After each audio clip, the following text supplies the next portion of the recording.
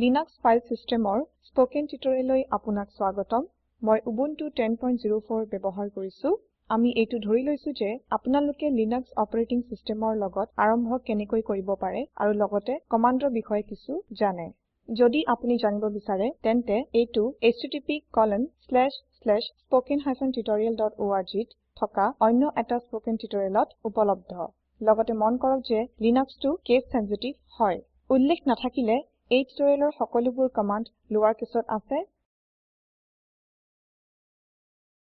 লিনাক্সত প্ৰায় সকলোবোৰেই এটা ফাইল হয় গতিকে ফাইল কি বাস্তৱ জীৱনত আমি জানো যে এখন ফাইলত কাগজ পাতি আদি ৰখা হয়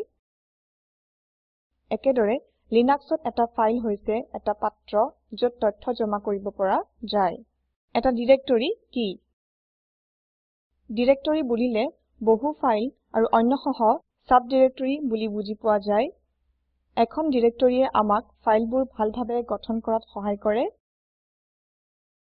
এইটোক যি আমি উইন্ডোজত ফোল্ডাৰ বুলি কওঁ ই ব্যৱহাৰকাৰীসকলক তেওঁলোকৰ ডিৰেক্টৰীৰ লগত ফাইল আদি ৰাখিবলৈ অনুমতি দিয়ে যি অইনে সালসলনি কৰিব নোৱাৰে যদি কোনো ডিৰেক্টৰী নাথাকে সিস্টেমত থকা সকলো ফাইলৰ এটা নিৰ্দিষ্ট নাম থকা আৱশ্যক যিটো ভালকে ৰাখিবলৈ অতি কঠিন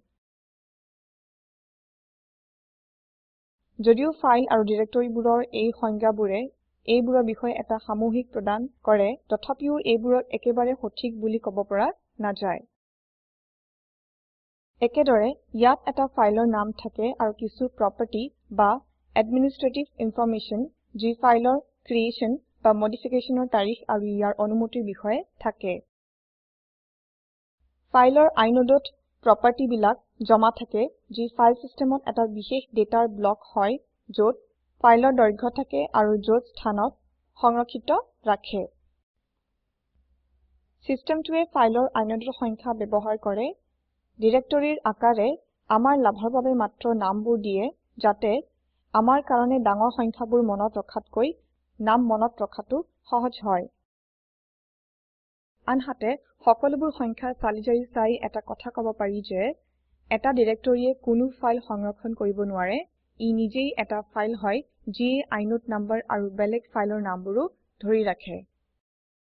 আচলতে লিনাক্সত তিনি প্ৰকাৰৰ ফাইল থাকে প্ৰথমটো হৈছে ৰেগুলাৰ বা সাধাৰণ ফাইল য'ত সিস্টেমৰ বৈশিষ্ট্য হিচাপে কেৱল ডেটা থাকে দ্বিতীয়টো হৈছে ডিৰেক্টৰিজ আমি ইতিমধ্যে যিখিনি আগৰ স্লাইডত দেখিলো তৃতীয়টো হৈছে ডিভাইচ ফাইলছ সকলো হাৰ্ডৱেৰ ডিভাইচ আৰু পেৰিফেৰাল লিনাক্সৰ ফাইল হিচাপে প্ৰতিনিধিত্ব কৰো এখন সিডি হাৰ্ড ডিস্ক আৰু ইউএছবি ষ্টিক এই সকলোবোৰ লিনাক্স ফাইল কিন্তু এইটো এনেকুৱা কিয় ই সাধাৰণ ফাইলৰ দৰে এই ডিভাইচবোৰ লিখিবলৈ আৰু পঢ়িবলৈ সহায় কৰে লিনাক্সৰ সকলো ফাইলবিলাক সম্বন্ধিত হয় এক অৰ্থত ইয়াক এটা পৰিয়াল হিচাপে গঠন কৰা হয় ধৰি লওঁ এখন ডিৰেক্টৰীত কিছু ফাইল আৰু সাব ডিৰেক্টৰী আছে য'ত ইটোৰ লগত সিটোৰ অভিভাৱক শিশুৰ সম্পৰ্ক থাকে এইটোৱে লিনাক্স ফাইল সিস্টেম ট্ৰীক জন্ম দিয়ে একেবাৰে ওপৰত ৰুট আছে যি ফ্ৰণ্ট শ্লেছৰ দ্বাৰা কৰা হয় ইয়াত অন্য ফাইল আৰু ডিৰেক্টৰী থাকে যদিহে আমি শুদ্ধ পথটো জানো ই এটা ফাইল বা ডিৰেক্টৰী আন এটালৈ পঠোৱাত সহায় কৰে আমি যিহেতু লিনাক্স ফাইল সিস্টেমৰ লগত কাম কৰো আমি এই ট্ৰীৰ লগত গৈ থকা যেন লাগিব এটা কমান্ড আৰু ইয়াত আপুনি এখন ঠাইৰ পৰা আন এখন ঠাইলৈ টেলিপোৰ্ট হ'ব পাৰে বহুত ভাল সঁচাই এনেকুৱা হয় যেনে আমি এতিয়া দেখিব পাৰিম যেতিয়া আমি লিনাক্স সিস্টেমত লগইন কৰিম আমি ডিফল্ট ৰূপে ডিৰেক্টৰীত থাকিম এতিয়া টাৰ্মিনেললৈ যাওঁ Ctrl Alt T ই উবুন্টু টাৰ্মিনেল আৰম্ভ কৰিবলৈ সহায় কৰে হ'ব পাৰে এই কমান্ডটো সকলো ইউনিক্স সিস্টেমত নচলিব পাৰে এটা টাৰ্মিনেল খুলিবলৈ এটা অন্য স্পোকেন টিউটৰিয়েলত ইয়াৰ প্ৰক্ৰিয়া দিয়া হৈছে হোম ডিৰেক্টৰী চাবলৈ কমান্ড প্ৰম্পটত টাইপ কৰক এচ স্পেচ ডলাৰ HOME ডাঙৰ আখৰত আৰু এন্টাৰ টিপক ই আমাক আমাৰ হোম ডিৰেক্টৰীৰ পাথ নেম দিয়ে আমি এটা ডিৰেক্টৰীৰ পৰা আন এটা ডিৰেক্টৰীলৈ লৈ যাব পাৰো কিন্তু সকলো সময়তে আমি এটা ডিৰেক্টৰীত থাকিব পাৰো ইয়াক কাৰেণ্ট ডিৰেক্টৰী বা ৱৰ্কিং ডিৰেক্টৰী বুলি কোৱা হয় আকৌ আগৰ স্লাইডলৈ যাওক পিডব্লিউডি কমাণ্ডে আমাক কাৰেণ্ট ডিৰেক্টৰী চোৱাত সহায় কৰিব PWD মানে Present Working Directory Command promptত PWD type কৰক আৰু enter টিপক এতিয়া এইটো আমাৰ বৰ্তমান working directory আমি কৈছিলো যে আমি এটাৰ পৰা আন এটা directory লৈ যাব পাৰো কিন্তু আমি কেনেকৈ কৰিম ইয়াৰ কাৰণে আমাৰ cd command আছে আপুনি কমাণ্ডটো টাইপ কৰিব লাগিব তাৰ পিছত আপুনি যিটো লৈ যাব বিচাৰে তাৰ পাথ নেমটো টাইপ কৰক কমাণ্ড প্ৰম্পটত pwd টাইপ কৰি কাৰেণ্ট ডাইৰেক্টৰী আকৌ চাওক এন্টাৰ টিপক গতিকে আমি এই ডাইৰেক্টৰীত স্থাপন হলো এতিয়া ধৰক আমি /usr ডাইৰেক্টৰী লৈ মুভ কৰিব বিচাৰিছো গতিকে টাইপ কৰক cd স্পেচ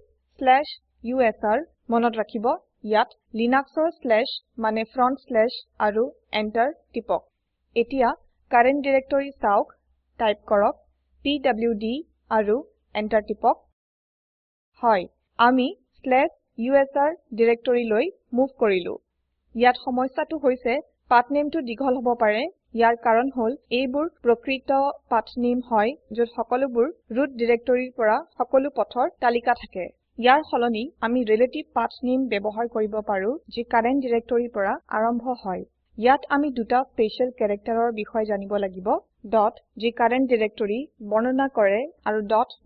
যি কাৰেণ্ট ডাইৰেক্টৰী পেৰেণ্ট ডাইৰেক্টৰীৰ বৰ্ণনা কৰে এতিয়া cd কমাণ্ডৰ ওপৰত এটা দীঘল সেশনত অংশ লওঁ আহক কমাণ্ডটোত কোনো অসুবিধা নোহোৱাকৈ হোম ডাইৰেক্টৰীলৈ ঘূৰি যাবলৈ ব্যৱহাৰ কৰিব পাৰি কমাণ্ড প্ৰম্পটত cd টাইপ কৰক আৰু এন্টাৰ প্ৰেছ কৰক এতিয়া pwd কমাণ্ডৰ যোগেৰে কাৰেণ্ট ডাইৰেক্টৰী চেক কৰক এতিয়া আমি হোম ডাইৰেক্টৰীলৈ ঘূৰি আহিলো /home/gunukhata এতিয়া মিউজিক ডাইৰেক্টৰীলৈ যাওঁ বলক কমাণ্ড প্ৰম্পটত টাইপ কৰক cd space music m কেপিটেলত / enter টিপক এতিয়া কাৰেণ্ট ডাইৰেক্টৰী চেক কৰক pwd কমাণ্ডৰ সহায়েৰে pwd টাইপ কৰক আৰু এন্টাৰ টিপক চাওক আমি /home/gunukhata/music মুভ কৰিলো মিউজিক ডাইৰেক্টৰীৰ পৰা পেৰেণ্ট ডাইৰেক্টৰীলৈ যাওক ইয়াৰ কাৰণে ডট লগতে cd কমাণ্ড ব্যৱহাৰ কৰক কমাণ্ড প্ৰম্পটত cd স্পেচ ডট টাইপ কৰক আৰু এন্টাৰ টিপক pwd টাইপ কৰি বৰ্তমান ডাইৰেক্টৰী চেক কৰক আমি আকৌ /home/gunukhata লৈ আহিলো এতিয়া ডট ব্যৱহাৰ কৰি কাৰেণ্ট ডাইৰেক্টৰী সাব ডাইৰেক্টৰীলৈ মুভ কৰক কমাণ্ড প্ৰম্পটত টাইপ কৰক cd স্পেচ ./document দি ডাঙৰ আখৰত / আৰু এন্টাৰ টিপক pwd টাইপ কৰি বৰ্তমান ডাইৰেক্টৰী চেক কৰক আমি এতিয়া /home/gunukhata/documentsত আছো Ctrl L প্ৰেছ কৰি স্ক্ৰীন পৰিষ্কাৰ কৰক এতিয়া আপুনি ভালকৈ দেখিব cd কমাণ্ডৰ দ্বাৰা হোম ডাইৰেক্টৰীলৈ যাবলৈ cd টাইপ কৰি এন্টাৰ টিপক আকৌ pwd কমাণ্ডৰ দ্বাৰা কাৰেণ্ট ডাইৰেক্টৰীলৈ চেক কৰক আমি /home/gunukhata উভতি আহিলো আমি ৰিলেটিভ পথত ডটৰে পৃথক হোৱা যিকোনো নম্বৰ একেলগ কৰিব পাৰো এই স্লাইডত আমি ফাইল সিস্টেমৰ অনুক্ৰম দেখা পাম ৰুট একেবাৰে ওপৰত থাকিব হোম আৰু বিন ৰুটৰ দুটা সাব ডাইৰেক্টৰী হয় ইউজাৰ নাম গুনুখাতা নামৰ ডাইৰেক্টৰীটো হোমৰ ভিতৰত থকা এটা সাব ডাইৰেক্টৰী হয় গতিকে আমি এতিয়া /home/gunukhataত আছো এতিয়া আমি বিন ডাইৰেক্টৰীলৈ যাব পাৰিম কমাণ্ড প্ৰম্পটত টাইপ কৰক cd স্পেচ ./bin আৰু এন্টাৰ টিপক কমাণ্ড pwd দ্বাৰা বৰ্তমান ডাইৰেক্টৰী চেক কৰক আমি এতিয়া /binত আছো প্ৰথমে .e আমাক /home/gunukhataৰ পৰা /home ইয়ালৈ লৈ যায় ইয়াৰ পিছৰটোৱে আমাক /homeৰ পৰা ৰুটলৈ লৈ যায় এতিয়া আমি বা ৰুটৰ পৰা /bin ডাইৰেক্টৰীলৈ আহিছো এতিয়া কমাণ্ড cd দ্বাৰা হোম ডাইৰেক্টৰীলৈ উভতি যাওঁ ডাইৰেক্টৰী এটা বনাবলৈ আমি মকদিৰ কমাণ্ড ব্যৱহাৰ কৰো আপুনি বনোৱা ডিৰেক্টৰীৰ নাম আৰু কমান্ড টাইপ কৰিব লাগিব আৰু এটা ডিৰেক্টৰী বৰ্তমান ডিৰেক্টৰীত বনোৱা হ'ব টেষ্টডিৰ নামৰ ডিৰেক্টৰী বনাবলৈ কমান্ড টাইপ কৰক mkdir স্পেচ টেষ্টডিৰ আৰু এন্টাৰ টিপক ই টেষ্টডিৰ ডিৰেক্টৰী সফলভাৱে বনাব মন কৰিব ডিৰেক্টৰী সফলভাৱে বনোৱা বা অতৰুৱাৰ কোনো নিৰ্দিষ্ট সূচনা নাপায় আপুনি যদি কোনো এৰৰ মেছেজ নেপায় ই সফলভাৱে সমাপ্ত হোৱা বুজায় আমি যোগান ধৰা যিকোনো ট্ৰিত এটা ডিৰেক্টৰী বনাবলৈ ৰিলেটিভ বা এবছলিউট পাথনেম ব্যৱহাৰ কৰিব পাৰো যদিহে আমাৰ এইটো কৰাৰ অধিকাৰ থাকে আৰু সেই নামেৰে কোনো ডিৰেক্টৰী ইতিমধ্যে নাথাকে বহুতো ডিৰেক্টৰী বা ডিৰেক্টৰীৰ ক্ৰমবোৰ বনাবলৈ এই পদ্ধতি ব্যৱহাৰ কৰিব পাৰি mkdir স্পেচ টেষ্ট1 স্পেচ টেষ্ট2 টাইপ কৰি এন্টাৰ টিপক এইটোৱে বৰ্তমান ডিৰেক্টৰীৰ ভিতৰত টেষ্ট1 আৰু টেষ্ট2 নামৰ দুখন ডিৰেক্টৰী বনাব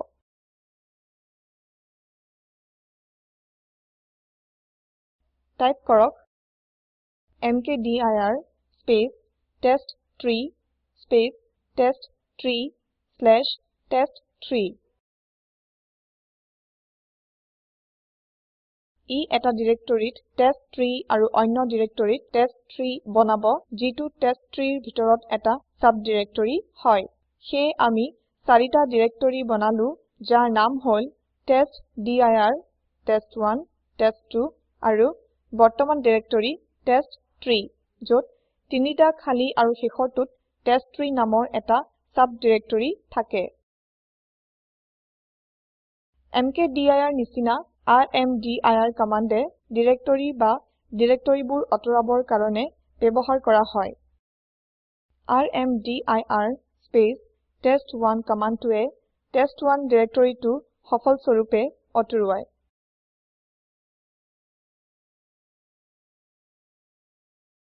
এখন ডিৰেক্টৰী অতৰাব পৰা যাব যদি আপুনি ইয়াৰ গৰাকী হয় আপোনাৰ বৰ্তমানৰ ডিৰেক্টৰী অনুক্ৰমে অতৰুৱাব লগিয়া ডিৰেক্টৰীৰ ওপৰত থাকে আৰু এই ডিৰেক্টৰীটো খালি হয় এতিয়া কমান্ড প্ৰম্পটত টাইপ কৰক cd স্পেচ টেষ্ট3 স্লেছ টেষ্ট3 সেয়ে আমি এয়া টেষ্ট3 ডিৰেক্টৰীত আছো যিটো এটা টেষ্ট3ৰ ভিতৰৰ সাব ডিৰেক্টৰী হয় ৰ্মদিৰ স্পেচ টেষ্টডিৰ কমান্ড টাইপ কৰি টেষ্টডিৰ ডিৰেক্টৰী নাইকিয়া কৰিবলৈ চেষ্টা কৰক এন্টাৰ টিপক আমি দেখিলো যে এইটো কৰিব পৰা নাযায় কাৰণ বৰ্তমান ডিৰেক্টৰীটো অনুক্ৰমে অতৰাব লগিয়া ডিৰেক্টৰীৰ ওপৰত নাই সেয়ে আমি ডিৰেক্টৰীটোলৈ যাব লাগিব যিটো অনুক্ৰমে টেষ্টডিৰ ডিৰেক্টৰীৰ ওপৰত থাকে টাইপ কৰক cd স্পেচ ডট ডট আৰু এন্টাৰ টিপক cd space dot dot command type কৰি মুখ্য ডিৰেক্টৰীলৈ ঘূৰি যাওক এতিয়া আকৌ আগৰ কমান্ডটো চেষ্টা কৰক টাইপ কৰক ৰ্মদিৰ স্পেচ টেষ্টডিৰ আৰু এন্টাৰ টিপক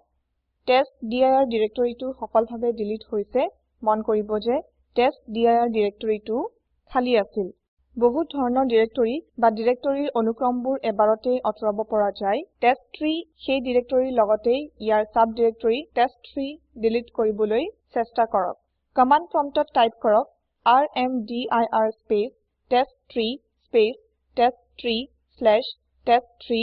আৰু এন্টাৰ টিপক